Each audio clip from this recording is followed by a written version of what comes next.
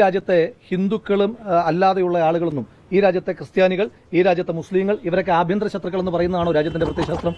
നിങ്ങൾ വെറുതെ ബ്രിട്ടീഷുകാർക്കെതിരായി സമരം ചെയ്ത പറയട്ടെ അല്ല സഹോദര അങ്ങേക്കൊരു കാര്യം, ശരി, ജനൻ ടിവിയുടെ റിപ്പോർട്ടർക്ക് ഞാനൊരു ചരിത്ര സംഭവം പറഞ്ഞുതരാം. അങ്ങ് ഈ ഹിറ്റ്ലർ എന്ന് കേട്ടിട്ടുണ്ടോ? ഹിറ്റ്ലർ എന്ന് കേട്ടിട്ടുണ്ടാവുമല്ലോ അല്ലേ? ഈ ഹിറ്റ്ലർ എന്ന് പറയുന്നയാൾ ജർമ്മനിയിൽ തെരഞ്ഞെടുപ്പിൽ ജയിച്ചിട്ടുള്ള ആൾ, പറയട്ടെ. അല്ല, ഇന്ദിരാഗാന്ധി ഹിറ്റ്ലർ എന്ന് പറയുന്ന വിവരമില്ലാത്ത ആരെങ്കിലും ആയിരിക്കും. അതിപ്പോൾ എനിക്കറിയില്ല, അതിപ്പോൾ അവരോട് ചോദിക്കേണ്ട വിഷയമാണ്. ഞാൻ പറഞ്ഞത് ഒരു വിഷയം പറയുകയാണല്ലോ. ഹിറ്റ്ലറെ പറ്റി അങ്ങേക്ക് ബോധ്യമുണ്ടല്ലോ. ഈ ഹിറ്റ്ലർ ജർമ്മനിയിൽ തെരഞ്ഞെടുപ്പിൽ മത്സരിച്ച് 33% വോട്ട് വാങ്ങി ജയിച്ചയാളാണ്. മനസ്സിലായില്ലേ? എന്ന് കരുതി ഹിറ്റ്ലർ ശരിയാണെന്ന് അങ്ങ് പറയൂ? അങ്ങെങ്കിലും പറയുമോ? അങ്ങ് പോലും പറയില്ലല്ലോ. ജനറൽ ടിവിയുടെ റിപ്പോർട്ടറായ അങ്ങ് പോലും ഹിറ്റ്ലർ ശരിയാണെന്ന് പറയാൻ കഴിയില്ല. അപ്പോൾ തെരഞ്ഞെടുപ്പിൽ ജയിക്കുന്നതെല്ലാം ശരിയാണ് എന്നുള്ള അഭിപ്രായമൊന്നുമില്ല. ആ ഹിറ്റ്ലറിന്റെ അവസ്ഥ എന്തായിരുന്നു എന്ന് ചരിത്രമൊക്കെ അങ്ങും പറഞ്ഞു നോക്കിയിട്ടുണ്ടായിരിക്കുമല്ലോ. അങ്ങേക്ക് നല്ല ബോധ്യം ഉണ്ടാവുമല്ലോ. അപ്പോൾ അതുകൊണ്ട് രാജ്യം ഭരിച്ച ആളുകളാണ് ഹിറ്റ്ലർ, രാജ്യം ഭരിച്ച ആളുകളാണ് മുസോളിനി, രാജ്യം ഭരിച്ച ആളുകളാണ് ജനറൽ ഫ്രാങ്കോ. ഇവരൊക്കെ ശരിയാണെന്നാണോ ഇതിന്റെ അർത്ഥം? രാജ്യം ഭരിച്ചത് കൊണ്ട് ശരിയാണെന്ന് അർത്ഥമൊന്നുമില്ല. പിന്നെ അങ്ങ് പറഞ്ഞ പ്രത്യയശാസ്ത്രം, ആ പ്രത്യയശാസ്ത്രം ഏതാണ്? ഈ രാജ്യത്ത് ബ്രിട്ടീഷുകാർ രാജ്യത്തെ ചൂഷണം ചെയ്തപ്പോൾ, ഈ രാജ്യത്തെ മുച്ചൂട് മുടിച്ചപ്പോൾ നിങ്ങൾ ബ്രിട്ടീഷുകാർക്കെതിരെ വെറുതെ യുദ്ധം ചെയ്ത് സമയം കളയണ്ട.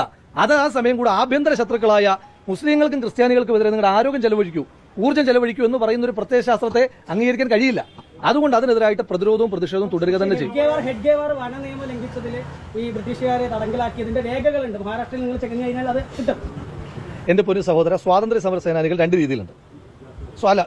സ്വാതന്ത്ര്യ സമര സേന ബ്രിട്ടീഷുകാരുടെ കാലത്ത് അറസ്റ്റ് ചെയ്യപ്പെട്ട ആളുകളെല്ലാം നമുക്ക് സ്വാതന്ത്ര്യ സമര സേനാനികൾ എന്ന് പറയാൻ പറ്റൂ.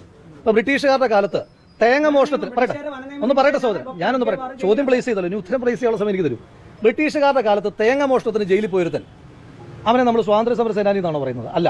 ബ്രിട്ടീഷുകാരുടെ കാലത്ത് ഈ രാജ്യത്തിന്റെ സ്വാതന്ത്ര്യത്തിന് വേണ്ടി പോരാടുകയും അതിനുശേഷം ഇന്ത്യ ഒരു മതേതര ജനാധിപത്യ റിപ്പബ്ലിക്കായി ഇന്ത്യക്ക് വേണ്ടി പ്രവർത്തിക്കുകയും ചെയ്ത ആളുകളെയാണ് നമ്മൾ സ്വാതന്ത്ര്യ സമര സേനാനികൾ എന്ന് പറയുന്നത്. അതല്ലാതെയുള്ള ആളുകൾക്കൊന്നും ഈ രാജ്യത്ത് സ്വാതന്ത്ര്യ സമര സേനാനികളുടെ പട്ടം കൊടുത്തിട്ടില്ല. ഞാൻ ചോദിച്ചോട്ടെ, നിങ്ങളുടെ ഒരു ഗതികേടൊന്ന് ആലോചിച്ച് നോക്കൂ സഹോദര. ഈ രാജ്യത്ത് കൊച്ചുകുട്ടികളോട് നിങ്ങൾ ചോദിക്കുക, രാജ്യത്തെ 10 സ്വാതന്ത്ര്യ സമര സേനാനികളുടെ പേര് പറഞ്ഞാൽ അവർ ഗാന്ധിജിയുടെ പേര് പറയും, നെഹ്റുവിന്റെ പേര് പറയും, അവർ ഭഗത് സിംഗിന്റെ പേര് പറയും, ചന്ദ്രശേഖർ ആസാദിന്റെ പേര് പറയും, വ്യത്യസ്ത രാഷ്ട്രീയധാരയുള്ള ഒരുപാട് ആളുകളുടെ പേര് പറയും. നിങ്ങൾ ഇത്രയൊക്കെ കഷ്ടപ്പെട്ടിട്ട് ഒറ്റയൊരുത്തം പോലും, ഒരു കൊച്ചുകുട്ടി പോലും സവർക്കറുടെയോ ഹെഡ്ഗേവാറിന്റെയോ ഗോൾവർക്കറിന്റെ പേര് പറയുന്നില്ല എന്ന് പറയുമ്പോൾ നിങ്ങൾ ഈ നടത്തുന്ന ശ്രമങ്ങളൊന്നും ഈ രാജ്യത്ത് വിജയിക്കുന്നില്ല എന്നല്ലേ മനസ്സിലാക്കേണ്ടത്? എന്തിനാണ് ഈ സരോജ് കുമാർ ഇടയ്ക്കിടയ്ക്ക് വന്നിട്ട് ഞാൻ സൂപ്പർ സ്റ്റാർ എന്ന് പറയുമായിരുന്നല്ലോ ഒരു സിനിമയ്ക്കകത്ത് എന്ന് പറയുന്ന പോലെ നിങ്ങൾ കുറച്ച് പേര് വന്നിട്ട് ഇടയ്ക്കിടയ്ക്ക് പറയും ഇവരൊക്കെ സ്വാതന്ത്ര്യ സമര സേനാനികളാന്ന് പറഞ്ഞിട്ട് എത്രയൊക്കെ ചെയ്തിട്ട് അങ്ങോട്ട് മെനയാകുന്നില്ലല്ലോ എന്ന് എനിക്ക് ആ വിഷയത്തിനകത്ത് തീർച്ചയായും പേര് മാറ്റുന്നതല്ലോ. അങ്ങനെ ആ പേരിൽ ഇവിടെ ഒരു സ്ഥാപനം ഇരില്ല. ഉയരമായിരിക്കും RSSന്റെ ഏതെങ്കിലും കാര്യാലയത്തിന് ആ പേര് കൊടുക്കായിരിക്കും, നമുക്കൊന്നും പറയാനില്ല. അതല്ല, പൊതുവിടത്തിൽ അങ്ങനെ ഒരു പേരുള്ള ഒരു സ്ഥാപനം ഇവിടെ വരും.